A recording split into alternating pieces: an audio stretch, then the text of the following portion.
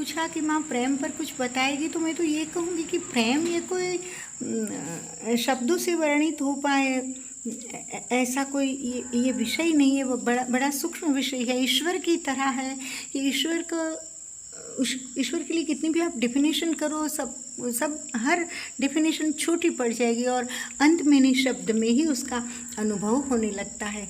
वैसे ही प्रेम है।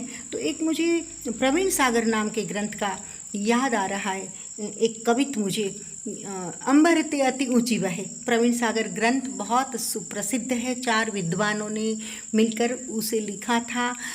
जैसो लांगोचारण, फिर एक जैन मुनि भी थे उसमें। वैसे 4 विद्वानों ने मिलकर उसे लिखा था। और प्रवीण सागर के बारे में जो जानते होंगे या पढ़ा होगा वो तो बिल्कुल प्रेमी हृदय ही होगा, क्योंकि प्रेमी के सिवाय उस ग्रंथ को 2-4 पन्नों से ज़्यादा कोई पढ़ नहीं पाता है। और प्रेम और अध्यात्म, लौकिक और अलौकिक दोनों का जो उसमें क्या कहे उसे, जो समन्वय हुआ है, अद्भुत समन्वय।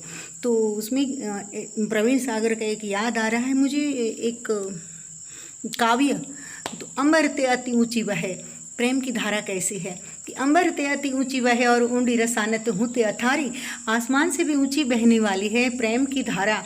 अंबर ते अति ऊंची बहे और ऊंडी रसानत हूँ ते अथारी, न तू हिन का गिरी ते अति शीतल। पावक ते अति झारनहारी। हिमालय से भी ज़्यादा प्रेम शीतल है प्रेम की धारा। और अग्नि से, पावक यानी अग्नि से ज़्यादा जलाने वाली है।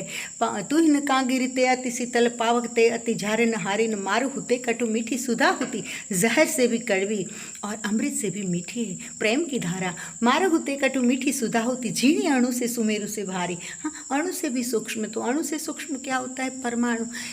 इसको भी आप मशीन में डालेंगे, माइक्रोस्कोप से देखेंगे तो क्या बोलते हैं उसके, न्यूट्रॉन, प्रोटॉन, इलेक्ट्रॉन, जो कुछ भी आप कहते हो आपकी भाषा में, लेकिन उससे भी कोई सूक्ष्म है तो ये प्रेम है। झीणी अणु से सुमेरु से भारी, जान ही जान अजानन मानत। जो जानने वाले ही जान सकते, अनजान लोग ये बात को मान भी नहीं सकते हैं।